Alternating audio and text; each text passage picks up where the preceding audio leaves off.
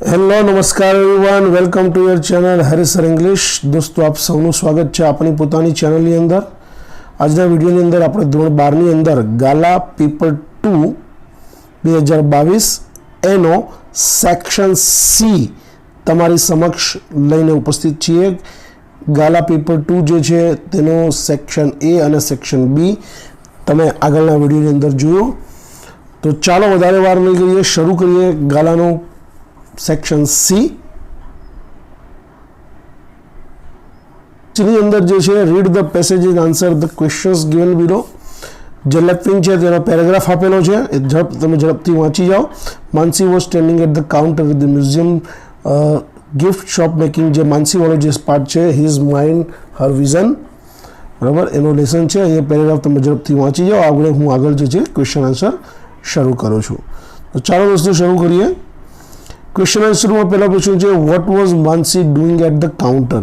માનસી જે છે એ કાઉન્ટર પાસે શું કરી રહી હતી? તો તમે આ ઉપર જોશો, પહેલો ફકરો, તો Mansi was standing at the counter of the museum gift shop making purchase. બરાબર, તો અહીંયા આવશે માનસી વોઝ મેકિંગ પરચેઝિસ, ખરીદી કરી રહી હતી at the counter of the museum gift shop. ત્યારબાદ ક્વેશ્ચન નંબર 36 છે, what did Mansi observe of the man. કે માનસીએ જે છે એ માણસ વિશે શું ઓબ્ઝર્વ કર્યું? તો દોસ્તો, તો માનસી ઓબ્ઝર્વ ધેટ, અહીંયા જે છે તમે બીજું અહીંયા વાંચશો બીજી લાઇનમાં, observe the couple carefully, the man after paying the bill pull out a white stick and tap his way towards the gate. તો દોસ્તો આપણે અહીંયા આન્સર આવશે માનસી ઓબ્ઝર્વ ધેટ. માનસીએ નિરીક્ષણ કર્યું કે આફ્ટર પેઇંગ ધ બિલ ચૂકવ્યા પછી the man pull out a white stick and tap his way towards the gate. ત્યારબાદ દોસ્તો ક્વેશ્ચન નંબર 37 છે, આ પ્રમાણે છે, what did the counter clerk say about the man. Counter ક્લર્કે એ માણસ વિશે શું કહ્યું? તો આન્સર આવશે the counter clerk said that, કહ્યું કે he was a brave man, કે તે બહાદુર માણસ હતો. બીકોઝ, કારણ કે he did not give up even if he was blinded at a young age, કે નાની ઉંમરે પોતે અંધ બન્યો હોવા છતાં તેને પોતાની જીવવાનું છોડી નહોતું, ગીવઅપ નહોતું કર્યું. ડ્યુરિંગ હિઝ રિકવરી, પોતાની રિકવરી દરમિયાન હી મેડ અ વો, તેને પ્રતિજ્ઞા લીધી કે that is life wouldn't change, કે તે પોતાની જિંદગી જે છે એ બદલશે નહીં. ત્યારબાદ જે question number 38, how had the man's life not change. કઈ રીતે ના બદલી? તો the man kept up his interest, તેને પોતાનો રસ જે શરૂ રાખ્યો. He and his wife never miss to visit any art show as before, કે તેને અને તેની પત્નીએ ક્યારેય પણ આર્ટ શો જે છે એની વિઝિટ કરવાનું ચૂક્યા નહીં. ત્યારબાદ ક્વેશ્ચન નંબર 39 છે, pick out the phrase from the last line which means with inner sense. આંતરિક સૂઝબૂછ જે છે એના માટેનો એક શબ્દ સમૂહ જે છે તમે પેરેગ્રાફમાંથી શોધો, તો એમાંથી તમને મળી જશે થ્રુ માઇન્ડ્સ આઈ, એટલે કે મનની આંખે. દોસ્તો આ હતા જે લેફ્ટિંગ જે છે તેના ક્વેશ્ચન આન્સર. આગળ જઈએ, ક્વેશ્ચન નંબર 40 છે, read the following passage and write it summary. Paragraph વાંચો અને તેનો તમે સમરી લખો. તો પેરેગ્રાફ તમે ઝડપથી વાંચી જાઓ, એને સમરી જે છે એના માટેનું ટાઇટલ આપવાનું પણ છે. હું ટાઇટલ આપી આન્સર વાંચું છું, રેમેડી ઇન્ક્યોરેબલ. આખી જે સમરી રેટિંગ છે એનું શોર્ટની અંદર અહીંયા લખેલું છે, આફ્ટર 2 days, 2 દિવસ પછી, the dog's condition was even worse, કે કૂતરાની સ્થિતિ વધારે ખરાબ થઈ ગઈ. ઇન હિઝ ઇમિગ્રેશન, પોતાના ઇમિગ્રેશનમાં, he heard crows crawling. The doctor derived that counting was not a strong point and he dropped that suggestion. Then he suggested to him to imagine a garden and take himself to be a honeybee going buzz from flower to flower. The doctor was hopeful that if we tried it for a few days, it would work like a charm.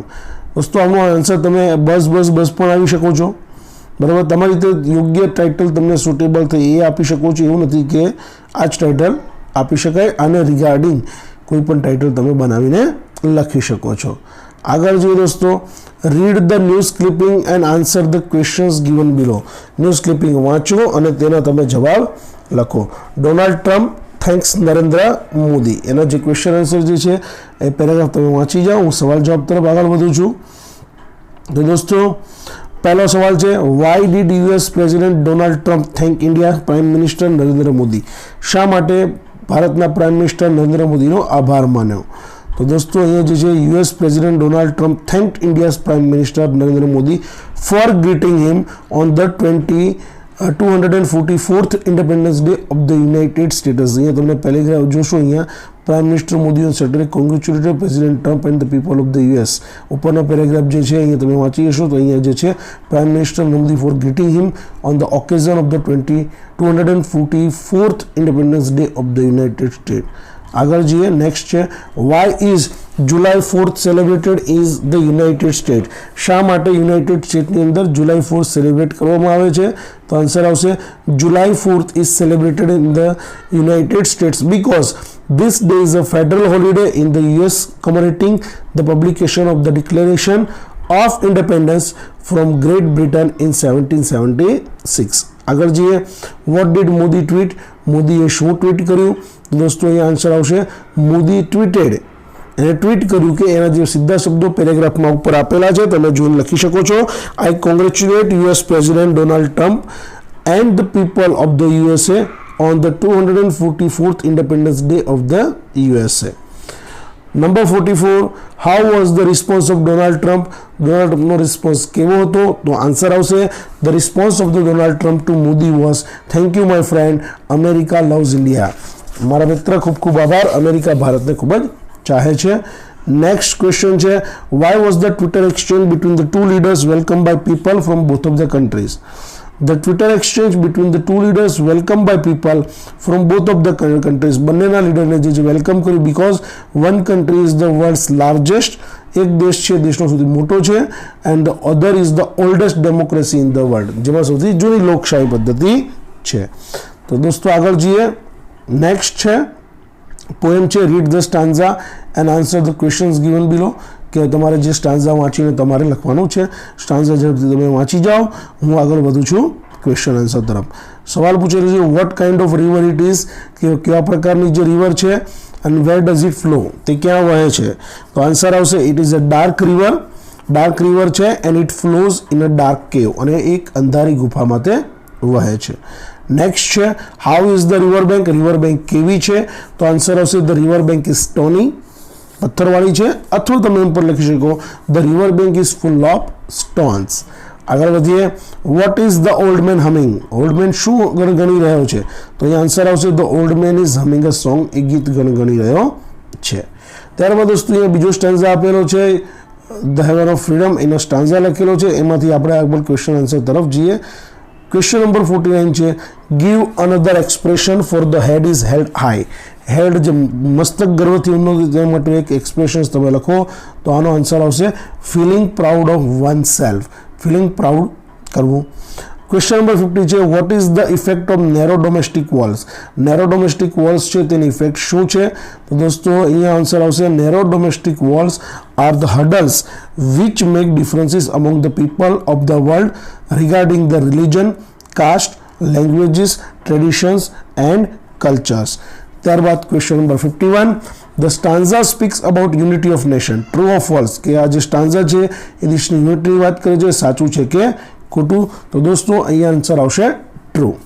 આગળ વધીએ દોસ્તો section D તરફ. જોડે આપણે લઈ લઈએ છીએ આ પેપર 2નો જે છે સેક્શન સી અને સાથે સેક્શન ડી. સેક્શન ડીમાં જે સૌથી પહેલાં છે દોસ્તો ડુ એઝ ડાયરેક્ટેડ.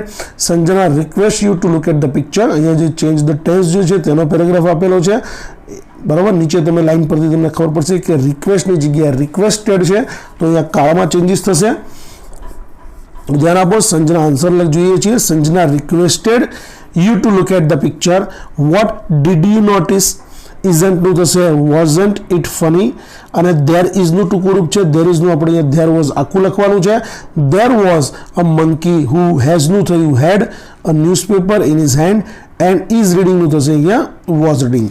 દોસ્તો આ જે પેરેગ્રાફ હતો એ ચેન્જ ધ ટેન્સનો હતો. નેક્સ્ટ જોઈએ, નેક્સ્ટ પેરેગ્રાફ છે ચેન્જ ધ વોઇસનો છે. Kalpan has collected some melodious songs. When I went to his house, he was listening to the sweet songs sung by Lataji. Kavita will bind the bundle of CDs for him. This answer આવશે કલ્પન છે, subject છે, has collected ક્રિયાપદ છે, સમ મેલોડિયસ songs છે, કર્મ છે, તો એ પહેલા આવશે. સમ મેલોડિયસ સોંગ્સ પૂર્ણ વર્તમાનકાળ છે તો બીન આવશે. હેવ પ્લુરલ ફોર્મ છે એટલે have been collected by Kalpana. When I went to his house તેનું કે શું વોઇસ નહીં થાય, એ તેમનું એમ જ આવશે. he was listening to the sweet song sung by Lataji. તો he કરતા છે, was listening ક્રિયાપદ છે, to the sweet song sung by Lataji આખું કર્મ છે, તો આખું આગળ લઈશું. the sweet song sung by Lataji was being listened to by him. next છે Kavita will bind the bundle of CDs for him. તો આન્સર આવશે the bundle of CDs will be bind થશે bound by Kavita for him. આગળ વધીએ દોસ્તો. Direct indirect સ્પીચનો paragraph છે. Paragraph ઝડપથી વાંચી જાઓ. ચિલ્ડ્રન કહે છે સેડ કાઇન્ડ ફાધર, બાળકોને કહે છે બાળકો, which is the best way to kill an enemy, દુશ્મનને મારવાનો સૌથી શ્રેષ્ઠ રસ્તો કયો છે? વાય એ કે શૂટ હિમ, શૂટ કરવો જોઈએ ટુ બી શ્યોર. બીજો કહે છે નો સ્ટેબિંગ, ચાકુ મારવું જોઈએ. ત્રીજો કહે છે ના, તેને ભૂખે મારવો જોઈએ. But I think said the father I can show you better way than this, પરંતુ તમને આનાથી વધુ સારો રસ્તો બતાવી શકું છું. તો આપણે અ કાઇન્ડ ફાધર, એક કાઇન્ડ ફાધર છે એટલે કાઇન્ડ ફાધર લખવાનું. આસ્ક્ડ હિઝ ચિલ્ડ્રન, તેના બાળકોને પૂછે છે which the best way to kill an enemy was. સાદા વર્તમાનકાળનો સદો ભૂતકાળ થાય. ઇનડાયરેક્ટ સ્પીચમાં ક્યાંય પ્રશ્ન ચિહ્ન આવે નહીં. વન ઓફ ધેમ સજેસ્ટેડ, તેમાંથી એકે કહ્યું that they should shoot him, તેમને ગોળી દેવો જોઈએ. The second didn't agree to the first, નો લખેલું છે એના માટે આપણે લખવાનું છે એગ્રી નથી થતો. The second didn't agree to the first and suggested, અને સજેસ્ટ કર્યું દે શુડ સ્ટેબ હિમ, કે તેમને ચાકુ મારવું જોઈએ. The third didn't agree to the second, અને ત્રીજો છે એ પણ બીજા સાથે એગ્રી નથી થતો. And suggested that they should starve him, કે તેમને ભૂખે મારવો જોઈએ. Then the father express his own view, પછી પિતા પોતાનો વ્યૂ જે છે એ વ્યક્ત કરે છે. એન્ડ પ્રપોઝ, અને બતાવે છે to show them a better way than that, તેના કરતાં પણ વધુ સારો ઉપાય બતાવે છે. આગળ જઈએ. Complete the sentence choosing the correct option. Question number 55 છે he ask me expressing time. Expressing time ભૂતકાળ છે અહીંયા, તો છે બંને સેટ થતા લખો. તેણે મને પૂછ્યું, તો એઝ મતલબ જ્યારે હું છોડીને જતો હતો ત્યારે તેણે મને પૂછ્યું. એઝ પહેલું છે એઝ હી વોઝ ક્યુરિયસ, તે આતુર હતો તેથી મને પૂછ્યું, એ સમય નથી બતાવતું. બીજું છે જ્યારે હું જતો હતો ત્યારે મને પૂછ્યું, એ સમય બતાવે છે. સી જે છે એ પણ નથી બતાવતું, એઝ આઈ વોઝ અલેન. તો અહીંયા આવશે ઓપ્શન બી, જ્યારે હું છોડવાની તૈયારીમાં હતો ત્યારે તેણે મને પૂછ્યું, આન્સર આવશે B. Question number 56 the doctor said. Reporting એટલે કે તમારે ઇનડાયરેક્ટ સ્પીચનું વાક્ય લખવાનું છે. તો અહીંયા દોસ્તો ચારે ચાર ઓપ્શન સરખા છે, પણ તમે ધ્યાનથી જોશો. ડૉક્ટરે મને કહ્યું દેટ કે, ધેટથી જોયેલું છે ઇનડાયરેક્ટ સ્પીચનું વાક્ય છે what I had eaten in lunch, કે મેં શું ખાધું હતું. બીજું છે that I would recover soon, બરાબર. ડૉક્ટરે મને એ પૂછે તો નહીં, ડૉક્ટરે મને કહ્યું છે કે તે જલ્દી સાજા તમે થઈ જશો. વુડ વત્તા મૂળરૂપ ભવિષ્યકાળનું વાક્ય હતું, અને ઇનડાયરેક્ટમાં વિલનું વુડ થયું. ત્યારબાદ છે ડી તો આવશે જ નહીં. Question number 57 blank ... I had to submit my property documents in order to. હવે in order to ની વાત કરીએ તો દોસ્તો in order to પછી હંમેશા ક્રિયાપદનો મૂળરૂપ આવે, તો એ ઓપ્શન પછી getting ing એ નહીં આવે. સી છે in order to got loan, એ પણ નહીં આવે. તો અહીંયા આવશે મારે લોન લેવાની હોવાથી મારે મારા ડોક્યુમેન્ટ સબમિટ કરવા પડ્યા હતા. આગળ વધીએ. Question number 58 blank I could not tell the fact expressing contrast. વિરોધી વાક્ય. આ જે વાક્ય જવાબમાં લખ્યું છે એનું વિરોધી વાક્ય આપણે લેવાનું છે. જો કે મારી પાસે કોઈ ક્લુ નહોતા, મેં તેમને હકીકત ના કહી, એ નહીં આવે. જો કે મારી પાસે સ્પેસિફિક ક્લુ હતા તેમ છતાં મેં હકીકત કહી નહીં, તો જવાબમાં આવશે બી, બરાબર. આન્સર આગળ જઈએ. ક્વેશ્ચન નંબર 59 આઈ એમ ખાલી જગ્યા ઓલ્ડર એક્સપ્રેસિંગ કમ્પેરિઝન. કમ્પેરિઝનની વાત કરીએ તો અહીંયા કમ્પેરેટિવ ડિગ્રીનું વાક્ય આપેલું છે. એ ઓલ્ડર ટુ એવરીવન, એ કોઈ ડિગ્રી નથી બતાવતું. બી છે older than most other boys in my class, તો અહીંયા આવશે આન્સરમાં ઓપ્શન બી, બરાબર. સી પણ નહીં આવે કારણ કે એમાં કમ્પેરેટિવ ડિગ્રીનું વાક્ય હોય તો એઝ ના આવે, બરાબર. Older than everyone in my class પણ ના આવે. અહીંયા આવશે ઓપ્શન બી. તો દોસ્તો આ જે MCQ જે છે બધામાં આપણે અહીંયા આ વખતે આન્સર આવે છે ઓપ્શન બી, 5/5ની અંદર. આગળ વધીએ.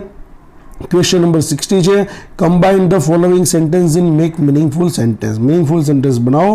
અહીંયા લખ્યું છે civilization has grown more complex, with it workers have become more and more enslaved, they have been slave till today, they are little more than parts of the machines, they are the machines that they operate. આપણે અહીંયા જે શબ્દોથી જોડ્યા છે તે રીતે જોડીને લખ્યું છે. છઠ્ઠા પાઠનો પેરેગ્રાફ છે દોસ્તો. એઝ અ સિવિલાઇઝેશન જેમ જેમ સંસ્કૃતિ ગ્રોન મોર કોમ્પ્લેક્સ વધુ જટિલ બનતી ગઈ the workers have become more and more enslaved વર્કરો વધુને વધુ ગુલામ થતા ગયા અન્ટિલ ટુડે આજે પણ they are little more than parts of the machine that they operate એ જેને ઓપરેટ કરે છે તેનું. આગળ વધીએ question number 61 to 64 complete the passage choosing the correct option from the bracket. Mary Kom is the leading female boxer of India. She is one of the આપેલું છે તો પ્લુરલ ફોર્મ આવશે અહીંયા આવશે 61 ની અંદર દોસ્તો pioneers of women boxing in India. As a sports person she has achieved આજે ભવ્ય સફળતા મેળવી. she હવે અહીંયા હેઝ હેડ અને હેવ આપેલું છે વિકાસના એસાઇનમેન્ટ અંદર પણ દોસ્તો અહીંયા એક પણ સેટ નથી થતું જવાબમાં આવશે અહીંયા વોઝ પેસિવ વોઇસનું છે. she was impressed by Dinko Singh બરાબર a boxer of a state.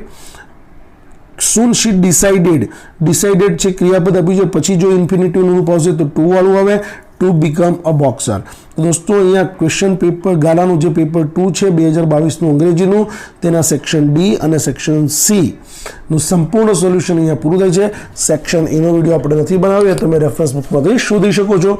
દોસ્તો આ વિડીયો તમને કેવું લાગ્યું એ જરૂરથી જણાવો કે જેથી અમે વધુ સારું પરફોર્મન્સ કરવાની મજા આવે. અમે ફરી મળી જશે નેક્સ્ટ પેપર તરફ.